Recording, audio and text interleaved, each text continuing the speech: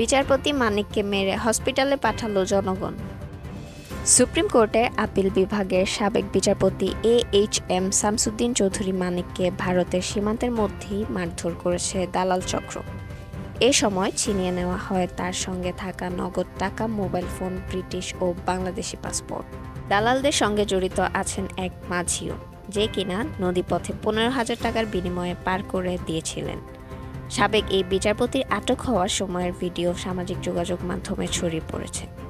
সেখানে কথা বলার সময় তাকে পুরোপুরি বিধ্বস্ত দেখা গিয়েছে। এদিকে শনিবার 24 আগস্ট ভোরে সাবেক বিচারপতি মানিককে কানাইঘাট থানায় হস্তান্তর করেছে বর্ডার গার্ড বাংলাদেশ বিজিবি। পরে সকাল 11:30টার দিকে তাকে কঠোর নিরাপত্তার মধ্য দিয়ে আদালতে নিয়ে আসা হয়। এই সময় আদালতে বিচারপতি মানিক গণপিটুনির শিকার হয়।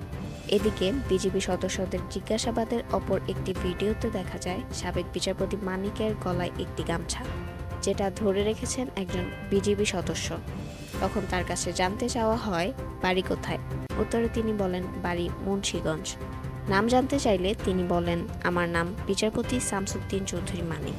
এই সময় বিজিবির এক সদস্য তাকে প্রশ্ন করেন, আপনি ইন্ডিয়া ভারত পালাইতেছেন কেন? উত্তরে শামসুদ্দিন চৌধুরী মানিক বলেন, ভয়ে পালাইতেছি। কার ভয়? এই প্রশ্নে তিনি বলেন প্রশাসনের ভয়।